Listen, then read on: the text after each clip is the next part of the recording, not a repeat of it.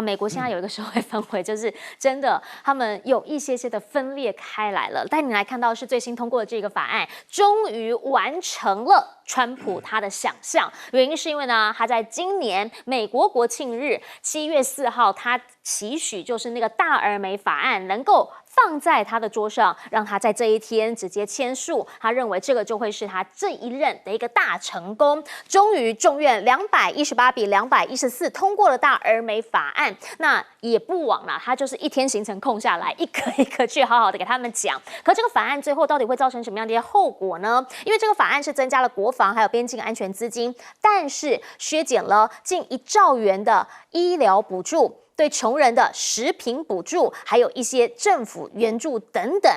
川普的讲法是大成功，白宫要举行庆祝活动。所以呢，星期五，也就是在4号下午5点呢，他签完法案之后，那他4点前他要先举办一个庆祝活动，晚上还可以来放烟火。但是现在呢，在他认为是重大的成功，却是撕裂的开始。这一次其实共和党内也有人摆明了就是反对，最主要原因就是现在他的这个减税政策、驱赶移民政策，很有可能会造成美国经济的恶化，美国国债的增加。那历史会怎么写不知道，但是债务越来越高，这是肯定的。前总统呢，拜登就跳出来了，他非常生气的一点就是说呢，现在在美国其实经济状况并没有特别好，但是呢，如果说他把医疗补助给砍了，把穷人领食物券的那个食物券给砍了，他想知道到底人民会过一些什么样的生活，直接说他就是忙碌，而且呢又残忍。那现在呢，包括了这一位克鲁曼经济学奖诺贝尔经济学奖的得主，他也提到美债问题可能就是这个法案之后会引爆的一个美债炸弹。IMF 呢甚至跳出来说，这跟原本要缩减赤字的建议其实是相悖的。另一个部分呢，则是会不会对于美国整体的经济甚至是金融造成影响。瑞银的一个调查特别强调是，多国的央行现在呢已经在卖美元，转而买黄金。买黄金很明确的就是一个避险。美元本来呢，大家认为是一个稳定货币，而且呢是相对的持平，但是目前为止已经变成了外国的这一些外汇存底管理员想要积极卖掉的一种货币。而大陆这边则是有专家趁这个时候开始跳出来了，支持发行人民币稳定币。当然大家想到就是会不会开始挑战美元的主导跨境支付地位。其实呢，在美中双方最近大家一直在问，会不会成为一个真正国运的转捩点，在于川普上任之后，他有很多的政策跟过往不太一样。以前呢，民主党政府他还会讲我要做太阳能我要做电池等等，但是现在呢，他已经特别的强调清洁能源我不是那么在意。大而美法案里面呢，甚至逐步取消对美国清洁能源产业的税收优惠还有补贴，所以就让他们当地的太阳能业者说，那你就是从2027年开始，整个产业拱手要让给中方去了。而另一件事情呢，则是制造业，他们也想问，那你现在有没有什么样好的方式让制造业回流呢？眼看制造业就是不行嘛，又是波音、达美航空说飞机飞到一半，很扯机的零件突然之间脱落了，而且是一直到降落才发现，竟然少了1个精液。这个呢，其实会让游客甚至乘客听了之后，真的会皮皮剉，想说到底发生了什么事情？我刚刚是捡回一命吗？但是即便如此，川普现在的想法是什么？是他看到的数字还是很漂亮啊。最新一个就是就业市场的数字，确实就业的职位的数量是上升的，那就业率的失业率是下降的，表示呢，川普他讲的，我们现在就像是尽量电兔子一样，非常的强而有力。但是这个东西会持续多久，没人知道。就连 Fed 主席呢，他都说我不敢预测，因为很大的一个关键点在于他讲的关税。8月1号，他特别提到关税一定会上路，但是呢，这之前他讲的那些话，比如说70% 有可能课到这么多，是真的还是假的？来看看，这个是德国的前总理梅克尔他怎么说。他其实在自己的回忆录里面就有特别提到，他认为啦，川普是什么样的人？他说呢，上次有一次他去川普在他第1任期去拜访他的时候，媒体那个时候要撤场了，然后大家在拍他们嘛，大家就说 handshake， 就是2个人还拜托握一下手让大家捕捉一下画面。然后呢，梅克尔看到这个媒体在这边讲，他就问他说：“哎，总统先生，我们两个要不要握个手？”结果呢，川普装没听到啊，继续看着前面。他就说：“你知道吗？当你们离开之后，摄影机呢说关上离开了，他竟然又转过来要跟我握手。”他的讲法是说呢，他认为这个行事逻辑就是通过制造混乱，吸引所有人的目光。那有可能他需要的这种关注度，会在他现在处理关税的时候，就是看到他的思考逻辑。所以回过头来，我们请教一下赖老师，您会怎么样来看他的逻辑？他大而美法案很开心通过了，说这个是一个大胜利。大而美法案对于特朗普来说，对川普或是对于部分的共和党来说，传统的共和党人来说是胜利了，但是对于另外的共和党人跟绝大部分全部的民主党来讲，是一个大失败。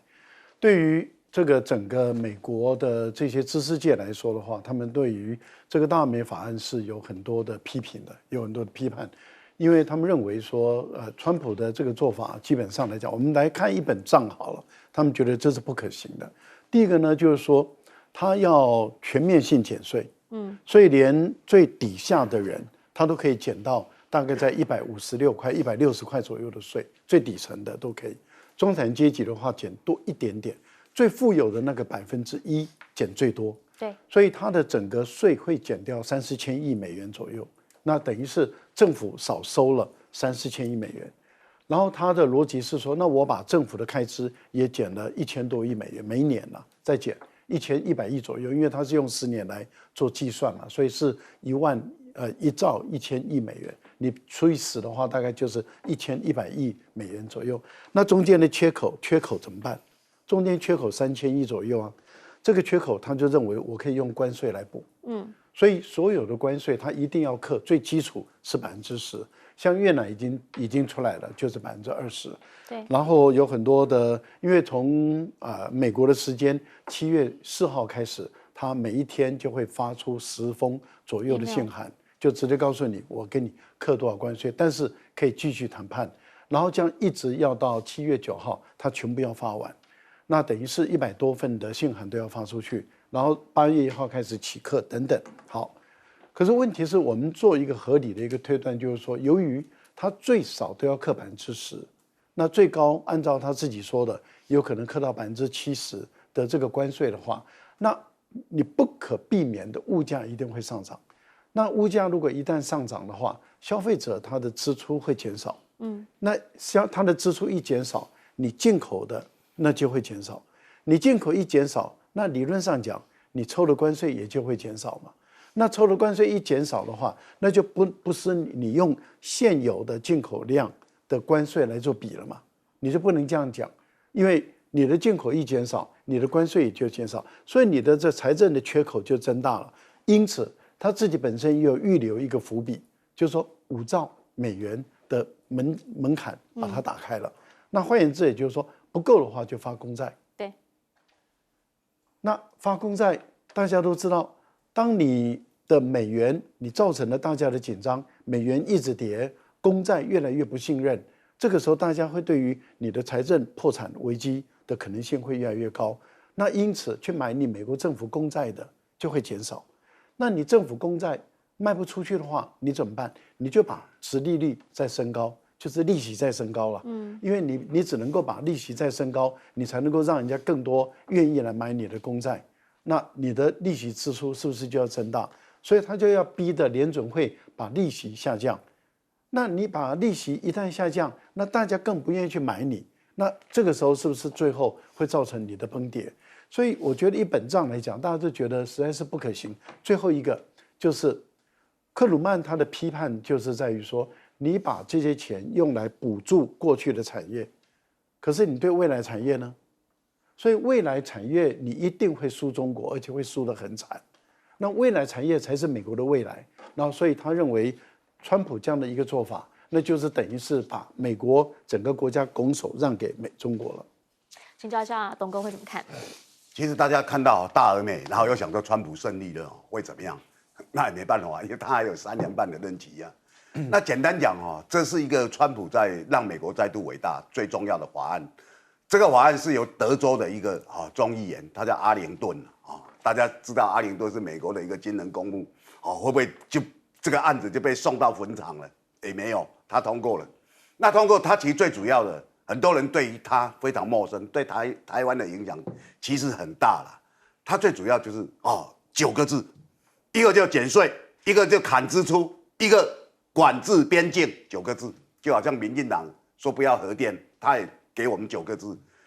不用核，不涨价，不缺电，民进党也给我们这样的9个字。那川普这个他显然很得意啊，他认为这是一个很大成功，参众两院都够了，那我签署了就下去实施嘛，对不对？所以你今天看到，那一般人对于很多内容他未必非常清楚，因为很多跟台湾也不相关。但我随便举一个例子，因为那个管制边境是他很重要的。川普第一任是要盖一个万里长城，把整个墨西哥跟他美国盖一个长城。我那时候开玩笑说，可以请中国人来帮你盖啊，中国人最会盖长城了。但是他这一次，他开始这2个月来，大家看到美国到处在抓非法移民，抓得非常难看，甚至跟加州的州政府大概都要开干起来了，对不对？国民兵什么都看到，陆战队都到场了。但是他最主要是怎么样？他增加很多钱给这些人，要加1万个移民官，移民官增加1万个，然后呢，给4500亿的美金就是我要去做很多设施，这些设施就是加强，譬如盖监狱，把这些人收容起来，类似这样。然后140亿是要驱逐的费用，包括增加一些武器啊，或者一些那个电击枪啊之类的，然后还要500亿，用来做一个各种的那种各种我们其他的那些开支啊，这些开支包括什么？包括监控，譬如说你无人机啊或什么这些，所以大家为了一个边境要花那么多钱，没有错。所以川普他有些想法真的很特殊，这个特殊怎么样？除了他讲语言，譬如说他讲为什么我不补助电动车绿能这些我统统不补助。他说我看到太阳能板它就是一种视觉污染呐。川普一定是看到台湾的新闻，因为看到我们高雄大树那个51公顷的树被砍掉，铺上太阳能板，他说那是一个视觉污染。这句话讲的没有错。可是里面最可怕的是怎么样？他把很多陋室的那个都把它拿掉了。你知道，大概这30年来全世界跟经济和政府治理最重要的一本著作，是一个法国人写的，这本叫《21世纪资本论》。它里面讲一个政府应该如何去分配，因为你一个政府你开放的时候会有很多陋室需要去补助，你要政府的力量才有办法。那川普把这些补助都拿掉了，所以有1180万的人会失去医疗保险，800万的人会粮食的补助会没有。这是一个非常可怕的，所以他其实已经违背了一个政府组织应该去照顾弱势的原则。来请教一下小舰长。我们看到川普他一直都在做过去的事，盖万里长城啊，然后使用石化燃料啊，这一些都无法对接未来。那实际上来讲，我们讲到一个领导人啊，其实他要给所有的人民一个愿景，然后同样的，他也要主导这些产业啊。我们看看中国大陆，它强调的新质生产力，强调了锂电池、太阳能电池、太阳能板，还有电动车这种新3样，也就是未来性。这个未来性代表的是什么？因为欧盟未来都要课碳税啊，也就是如果你现在不做，以后一定后悔。那如果说我们看到这个美国，它到底它在这个25年间呢，它的发电量增加多少？增加13%。如果我们来看中国大陆，它的发电量增加多少？它是翻倍又翻倍啊！那这个也就是为什么有这么多的资料中心啊，它不设在美国，它跑来设到台湾，或者去设到其他电力比较便宜的地方，原因就在这里啊。也就是现在它不用太阳能，它不用风能，它回头使用石化燃料，也就是我们讲到说，等到未来的10年后的某一天，他们回头的时候，他就会真正的发现，其实美国对于这个能源的部分已经没有相关的竞争力了。那另外呢，我们来看看现在这个大而美法案，它的这一个支持度到底是如何？我们看到这几家民调无论是我们前面看到的 KFF 这一个健康新闻媒体，以及 Fox， 还有那个昆西大学，还有这个我们看到华盛顿邮报，通通不支持的都是反对的，都是站在多数，然后支持的通通都是少数。如果我们把它细化到说，这个有党派的那个之争的话，的确是我们也就看到那个，如果说我们看到全体的话，其实不支持的比较多，支持的是比较少。那我们再来看一看，这一些支持 MAGA 的72%支持，那但是呢，我们来看不是 MAGA 的只有33%支持，这就告诉我们一件事。这一个是川普他在实践他的竞选承诺，但是对于人民来讲是无感的。但是下一次选举，那共和党可能就会选得很惨。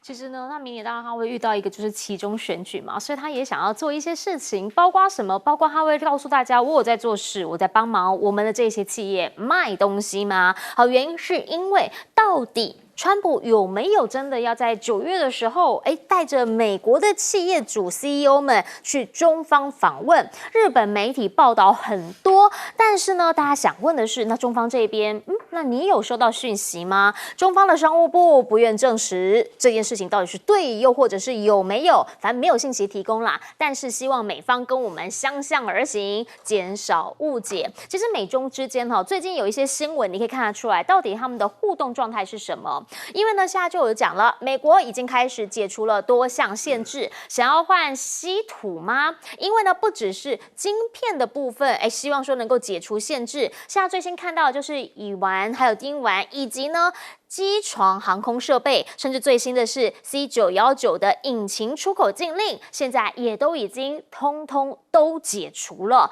那换句话说，不过是先前的这一些所谓的限制，一个一个慢慢的打开，一个一个慢慢的松开了吗？甚至呢，还有提到有一家航空企业，其实这一次它对华出口的许可证限制，也在同一天都被解除，都取消了。那中方呢？中方最近做了什么事情？来看看，中国已经连续3个月必买美国石油，创下2018以来最长的记录。那当然呢，对于美国来说，因为他们是有生产页岩油嘛，他们现在也是能源大国，不要忘了哈，所以跟当时那个石油危机的状况已经不一样了。他们也有页岩油的生产商，那本来就有一个货是想要卖给中方，现在中方不买了，对他来讲当然是油价会跌，雪上加霜。再来看到的是什么？委内瑞拉，你会问他不买，他跟谁买？好，委内瑞拉呢，先前说华盛顿5月的时候也给他们撤销了授权许可证，那跨国的石油啊、天然气啊这些营运许可给他给撤销了。那他不能卖给美国的这些企业了，对吧？他就干脆转卖给中方，开始呢输往中方的油轮出口量增加了。那中方还做了什么事情？他跟美国呢可能有一些的问题，没关系，我交其他的朋友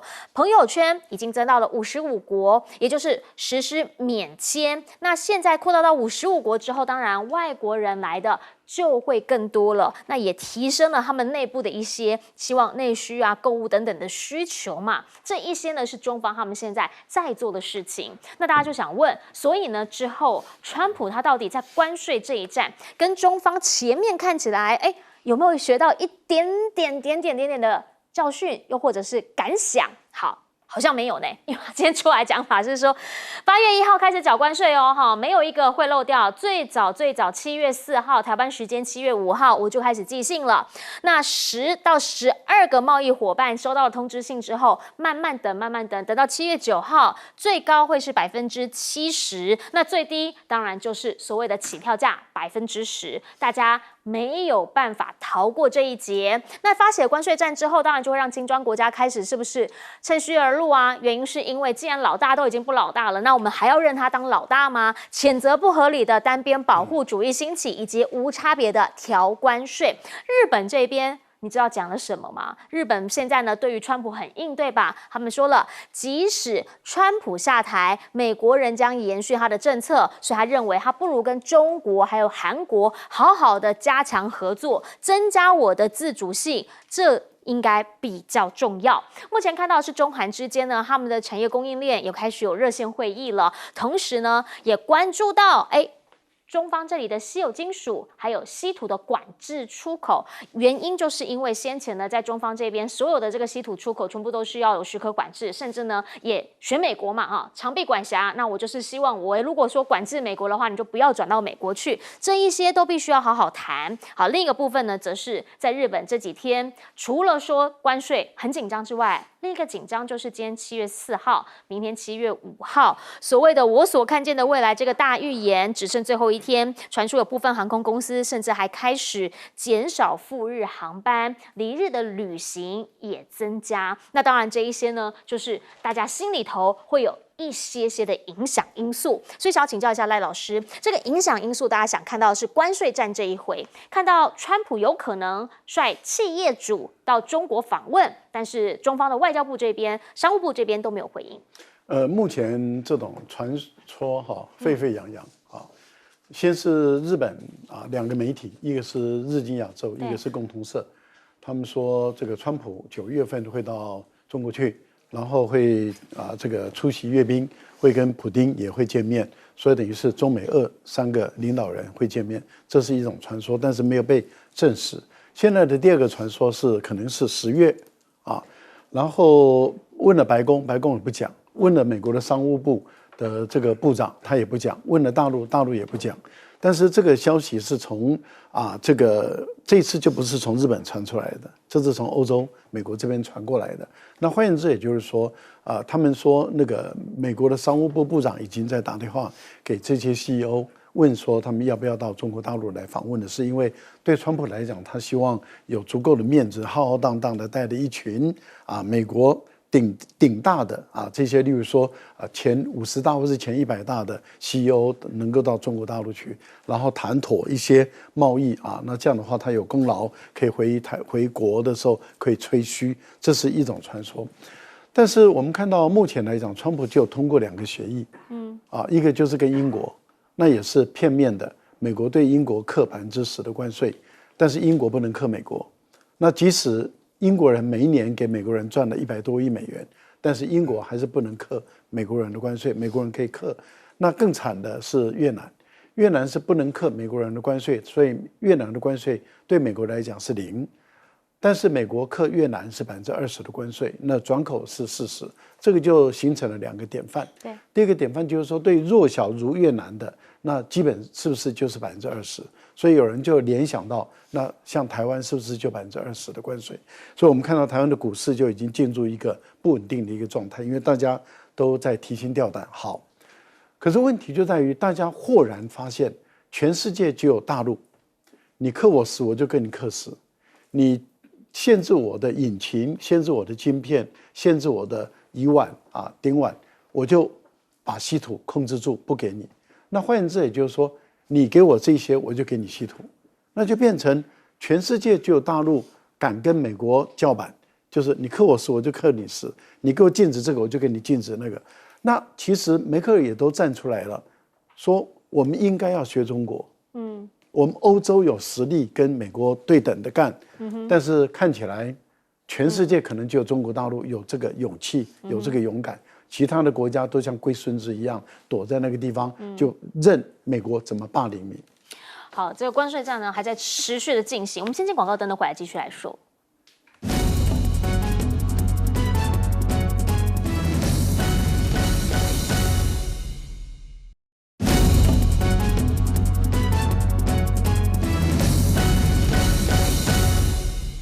好，我们刚刚讲到美中之间的，其实大家现在关心的就是关税战这一局。好，董哥，请教一下，你认为8月1号要开始缴关税了，大家应该怎么看？因为你可以看到他所有的关税其实川普他是一意孤行。那现在他把这个信寄出去了，就说我开始其实最主要就逼你们继续来谈那这川普的手法，大家也不用奇怪。但是你要看你跟美国做朋友，在亚洲来讲跟美国顺从他的是日本了。对，日本现在只因为没有买美国汽车、跟大米、跟石油，被他天天羞辱。其实日本样样都依顺他，在过去拜登时代就依顺了，不用讲。那他只是没有买美国车。川普认为说，我美国车那么大那么好开，你为什么不买？石破茂首相说，你们美国车耗油，然后你走价，那又那么大，不好停车啊。所以你在我这边没有市场啊。是你应该来找我们。我们日本人很会做汽车，小而美，不是大而美，省油，好停车，然后性能又好，很不容易坏掉。哦，那我们愿意跟美国谈着，教你们怎么做好的小而美的汽车。美国人不肯啊。那现在他当然会遭受抛物，可是现在日本态度也慢慢强硬了，认为你态度你觉得你过去被你吃够了，对不对？过去日本被美国的广场协议搞到经济30年爬不起来啊。那大家看这个情况就知道了，其实中国大陆这一次在对美国的谈判里面有一些态度蛮受各国的尊敬，就说你就要强硬，你那么软弱就被他吃死啊。过去美国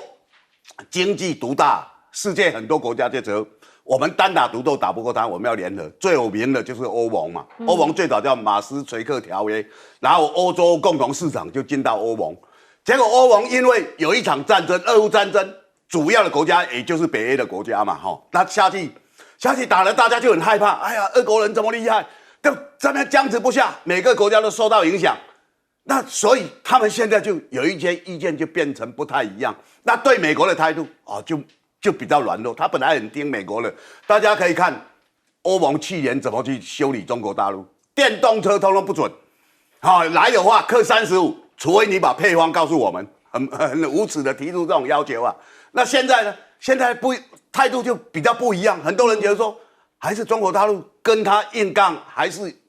反而可以获得很多好处所以现在的整个世界上的一个关键的时间在改变了。那这个改变当然，我觉得日本的前首相鸠山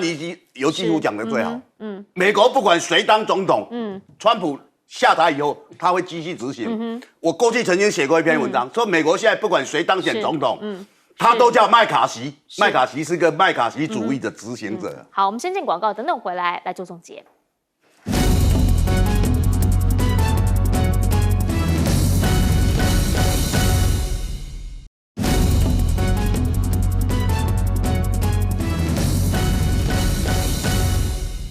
节目最后把时间交给小舰长。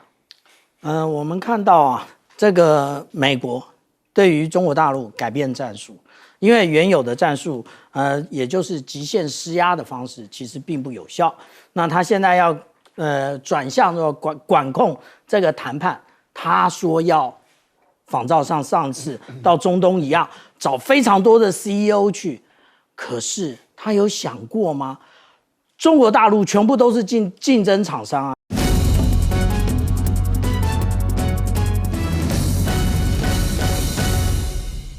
大家晚安，我是陈燕莹，欢迎来到新闻大白话。接下来这一小时国内外大小事，要用您听得懂的话说给您听。现在介绍这一小时来宾，首先介绍是资深媒体人董志森，大家好；还有国际政治专家赖岳谦老师，主持人好，观众朋友大家好；以及前海军舰长吕律师，主持人好，各位观众大家好。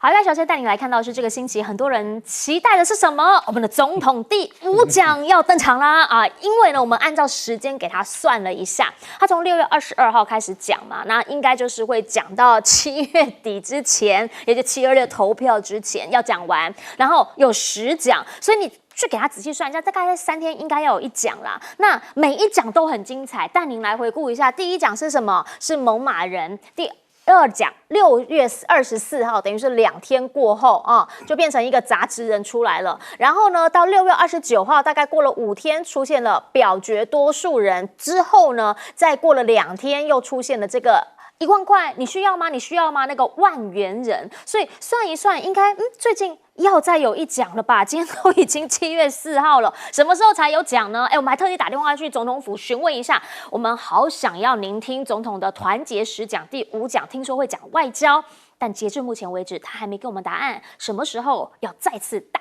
登场，非常期待。当然啦，大家也很期待是什么？期待说，总统现在想要给我们军人荣誉感，他到底还会出哪一些招？继搭商务舱之后，现在说经济部真的有打电话去各家的这个餐饮店。问一下说请问一下有没有办法配合军人节前后提供用餐优惠？而且呢，餐厅出来爆料说，他们讲说那能不能比如说送杯饮料什么？他说不行哦，不能赠送料理，一定要是金额折扣，让这一些业者认为说，这真的是很可恶为什么呢？经济部长，我并没有强迫你呀，我也没有胁迫你呀，我打电话问一下而已，问一下都不行吗？可是问题是，就像是苏一峰这个我们的医师所说的，他特别强调，这个算不算功德台湾鱼肉乡民啊？怎么大家都不愿意配合呢？因为说实话，每一个人赚钱也都是血汗钱大家也都是兢兢业业在自己的工作岗位上面为什么一定要配合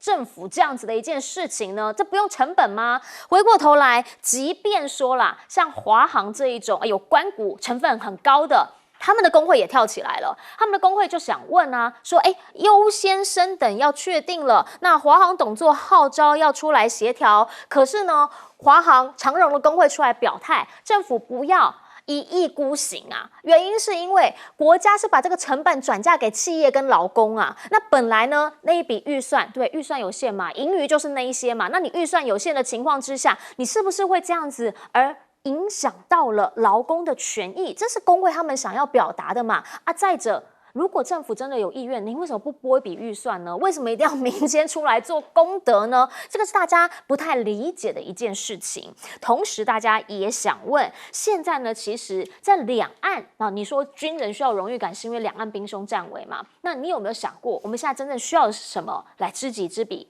百战百胜，看一下对岸发生了什么事情？人家现在的山东舰呢，已经有歼15T 亮相了，直接看画面吧。这个歼15T 呢，现在配备更强的起落架还有起飞能力，同时它是可满油满弹起飞，还可以挂载霹雳15。霹雳15在上一次的这个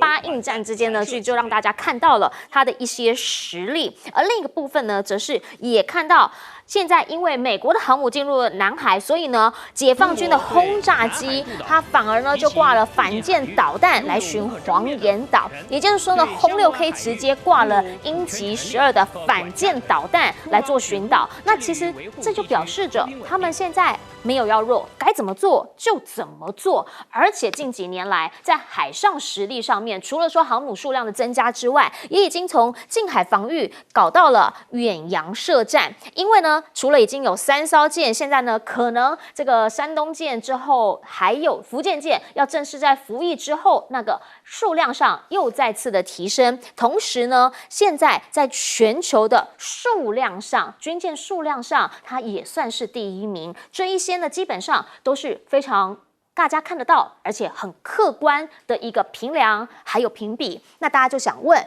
中国称美军的海军战略正在转向当中，到底它的优势还在不在呢？毕竟现在美国海军它传统的是什么？它航母确实数量还是比较多，但即便如此，像它的一些优势战略，比如说呢，拒止的战略，要控制对方在关键海域的行动能力的这个部分，是不是美军已经要放弃了呢？另一件事情则是他们也移交了10艘的海防舰给东南亚4国，说是要抗衡南海这边中方的一些胁迫，甚至呢，他们还表示这个大陆舰飞弹击杀网卫星精准呢，而且会让他们觉得这件事情对于美军来讲会有更强大的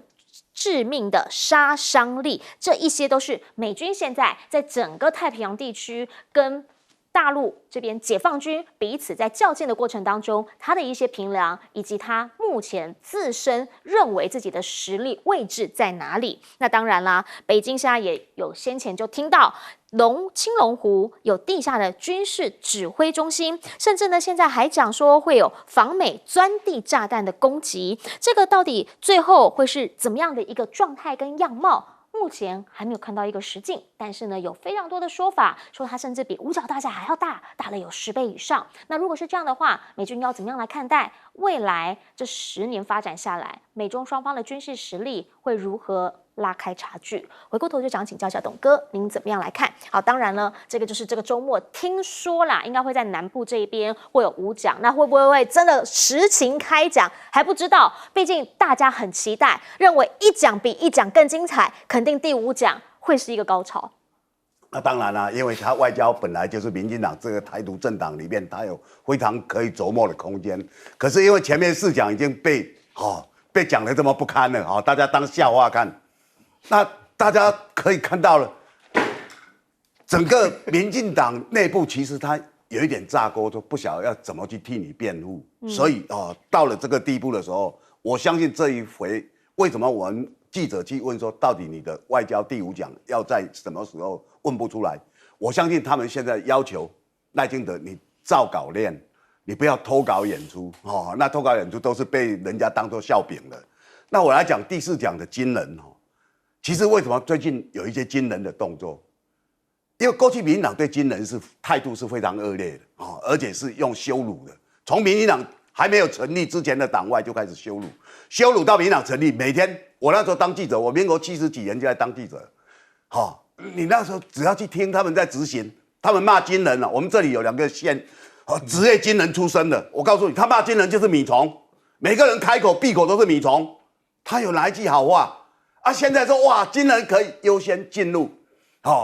坐飞机可以优先进入。到目前为止宣布了3个月，只有11个金人真的优先进入。其实你一般真正的金人我干嘛优先进入？我跟老百姓一样，我休假我就一起进入啊。你说给我头等舱，我也不要，我好手好脚。头等舱为什么不给那些老弱妇孺呢？对不对？这是革命军人就是这样，保家卫国都是这样嘛。他们现在故意这样。那我来讲，我过去采访新闻的经验，我自己碰到的，民进党从还没有成立政党之前就天天骂，到他们成立政党，天天大家最熟悉的一句话：教官退出校园，你们教官都在学校教党国教育。结果蔡英文2016年当选，民进党马上在立法院，因为那时候已经过半了，马上提案要求教官2018年必须退出校园。然后他们下来就继续他们执政了，从那时候执政到现在，教官现在也还没有完全退出校园越来越减少而已对不对？那大家看到这情况，为什么他仇恨你们教官就是金人去教化学生，就好像民进党现在在跟学校的学生洗脑，用课纲用一堆台独的老师一样嘛。各位，这是很明显的所以你可以看他过去对金人多么的羞辱好，那我自己跑的经验又来了，我每一样都是我自己跑新闻的经验他们把教官找到议会里面去出操，所有高中的主任教官通通来议会备询，然后你们通通站出来，立正稍息，校友看，大家傻眼了，我们当记者真傻眼了。你们的议员可以这样羞辱教官他们很得意，他们的支持者好兴奋隔了2个会期，他们把警察、保安大队长3线1星带一堆人在那边抄。抄给我看，我金警就是被民进党羞辱了，他的支持者认为你羞辱金警，我们就很高兴，就有票各位这都是我亲眼目睹、亲眼采访的你今天会说民进党为什么这么突然尊敬金人呢？我告诉你，因为国民党今年6月10号提出了，你要尊敬金人，第一个给他加薪你现在志愿役征不到所以6月10号立法院3读通过。那时候民进党是很愤怒的，阁揆是出来骂的，怎么可以这样？我一定要怎么样释宪，要怎么样呼吁？结果赖清德想想不对，为什么？因为我们7月26我们要投票，我们金人也是票金人虽然是17、18万而已，但是票包括他的眷属票也不少而且这些人特别喜欢投票，他会去投票，很多人选择不投嘛，所以赖清德只好勉强大概几天前宣布说，我们决定照立法院的那个来实施大家可以看到了嘛，立法院只要有增加预算的法案他们就出来骂违宪，这是行政权的一部分，马上送宪法法庭，只有这一件他没有然后现在开始说要给他们做头等舱，那这个是可以看到的，他假装对军人释出了非常多好的信息，很多的善意啊。那过去几十年的羞辱，我举一个最简单的例子。过去我在跑新闻，军人是免税的，民进党天天骂人非常难听，非常那个，为什么大家要税，你不要税？我们对军人尊重啊。结果一直骂到民国101年，军人开始要缴税了。我们给军人免税不是天经地义吗？他保家卫国啊，这给他的尊重啊。民进党一路骂到取消，现在还有脸假装对军人很和善，我实在看不下去了。但其实啊，必须讲，就是确实啊，就是军人如果要给他荣誉感的话，我们也是呼吁政府啊，是不是直接就用预算嘛，对不对啊？因为呢，这个功德台湾，因为你包括了要让他升等啊，或者是说呢，要给他这个打折，餐饮打折，这一些好像都是让民间的这些企业来承担啊。另一件事情就要反驳一下董哥啦，你都要公公料不好，干嘛以公料盖后？我们非常期待第5讲，很怕他不讲啦，因为大家现在都一直在讲啊，每一讲越讲越精彩，甚至现在都有人说要冠名赞助了。来请教赖老师怎么看？燕颖，我觉得你这样子有点那个。我们觉得他讲得很精彩，对，因为团结实讲，我们希望赖总统团结。最主要因为这样有新闻可以做啊，这个因为可是苦的是我们老百姓啊。我们老百姓在那边听他在那边越讲，然后台湾的社会越仇恨，越讲台湾的社会越撕裂，连《纽约时报》都看不下去了，说你赖清德的团结实讲，你每一讲台湾是分歧越来越大，然后大家越来越不满，然后大家越来越仇恨，这个叫做团结。结果他越讲越不团结，越讲大家越痛苦。我觉得这个赖清德这个部分，刚刚董哥我也要纠正他一下，他说。你赖清德就照稿念就好了嘛，你脱稿演出干嘛呢？可是问题就在于他连照稿念都不行为什么？因为他的稿子写的也很烂，因为有很多台独大佬已经跳出来说，你这个文胆是怎么找的啊？所以你看，连这个稿子都写不好，那脱稿就更严重。文胆因为去当匪谍已经被抓走了。这样子，所以文胆也写不好，然后他脱稿也讲不好，然后就到处就。变成我们新闻可以做的一个焦点。他也讲到，你刚刚董哥又唤起我的痛苦的回忆啊。因为我们军人啊，薪水真的不多，即使你升到上校，你的薪水，我回台湾的时候，我们也不过6、7万块钱台币，你还要缴税，你想想看，那压力有多大？就是一般很多军人眷属啊，因为先生一直调动嘛，所以很多的军人眷属他很难找工作，所以很多的时候就是变成在家。帮忙看孩子等等的，你想想看，一份薪水养五口人，再缴税的话，他怎么过日子？那就拿房子去抵押贷款，然后那个贷款里面再来补生活费，一直熬到小孩子长大，然后再想办法把那个钱补回来。我觉得一般人，民进党他对军人的侮辱、羞辱，他是不遗余力。我们是感同身受啊，痛苦啊，气啊，恨啊。那也就是说，我们把我们的年轻的岁月守在外岛。守在外岛的时候，结果我们回来的时候，我们却面临的就是被羞辱。好，那赖清德讲的对军人的这些做法，坦白讲，我就有一个状况，假设有一天我要出国，那我带着太太小孩，结果我可以走那个快速通道，结果他们2个必须要排队，那我快速通道意义在哪里？我还不能够就近照顾他们呢。那你说，那眷属也一起走，那我户籍要不要带着？因为我如果爸爸妈妈或是岳父岳母，那户籍誊本是不是要带着来证明他是我的家人？好，那我再做一个状况，假设我们好不容易存了一点钱要去欧洲玩，那你知道这个台北到巴黎商务舱是要10几万以上10万开头了，那经济舱就是3万到4万多左右，那3口人坐着，结果呢，他通知你说，你可以升等到商务舱。那我的太太小孩是不是坐在经济舱？我去还是不去？那我说，那我把我的权益交给我的太太或者女儿，可不可以？如果可以的话，那我可以转卖了。所以这个都是问题嘛。然后航空公司一看说，哎呦，这个快要到报到截止了，然后结果还有一些商务舱的空位，后面来的就说，打折卖你，因为不然的话我就这个就亏损了嘛。那我就干脆打折卖。把整个航空公司搞得一塌糊涂，那还有很多，您知道有很多的这些机师或是航空公司的眷属，他们是有优先排队权的。你等一下把他们剥夺吗？那到底是谁优先？还没有搞清楚状况，就这边是一张嘴乱讲。我就觉得赖清德真的是在这部分好好的内行一点吧。其实他一直在告诉我们抗中保台，我们也认为军人呢保家卫国非常重要。但是你看，我们现在看看对岸的这些军事实力，就想要请教一下小舰长，您会怎么样来看目前他应该做哪些正事？攻得台湾，善哉善哉。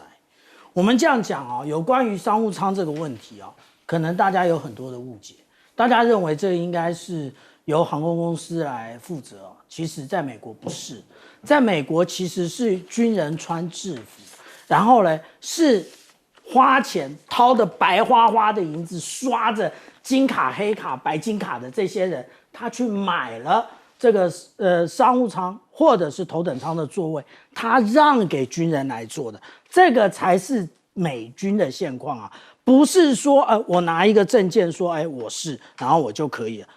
有证据的。我们来看啊，有非常多的这个在讨论的内容啊，大家可以到网络上去看嘛。那这是讨论的那个原文的部分啊，这个是达美航空他的一个客户经理他自己讲的，也就是他坐在座位上啊，他注意到了有的穿着军服的陆战队的上尉，那他登机了，那结果呢，他把这个位置让给他，他觉得非常的酷。这个才是真正的实况，不是由航空公司来补贴啊。那另外一个也是啊，他是坐头等舱，然后他把这个位置呢让给一个空军的狙击手，然后他说空军有狙击手，他其实是不知道的，但是呢，他拿了非常多，就像小舰长拿的手板一样，给这一个让位的这一个企业主管来做啊。所以我们这样讲啊，这一个政府连实际上美国的状况都搞不清楚，然后呢就跟着搞。那真正其实啊，我们讲商务舱，这个飞机的商务舱其实有一点远了，高铁的商务舱嘞其实是比较容易执行的，而且不是高铁刚换董事长吗？现在正好拿刀来磨一磨嘛。那刚刚主持人规定的功课一定要讲有关中国大陆的那个进步啊，我们必须这么说，中国大陆除了我们讲体系化建军，它连无人载具也体系化建军。这是我看到的一篇论文啊，他讲说在空机、水面舰以及水下的这一些载具，它为什么要协同时钟同步算法？为什么？因为它通通都是无人载具，它需要一个正确的时间，而且这件事情我们在去年的珠海航展已经看到了。这个是我们看到虎鲸号上面有直升机，然后最近，也就是其实不是最近啊，今年年初的时候，发现中国大陆开始有这个45公尺5公尺宽的这个水下无人载具，这一个真正的。也就是我们讲到的体系化建军，那我们想清楚了吗？我们就在枝微末节上面打转。那你说要给军人一些打折，如果商家最后说好了，那就去尾数，那个5块10块的，那7、8块的都不要，那我请问一下，这到底是优惠还是侮辱呢？你反而你这样做，军人一点都感受不到，反而那迎来了大家的压力。其实有的时候政府做事情就是你怎么样述说，你那个前后的一致性，会让大家看到你的态度，当然也会影响到社会氛围。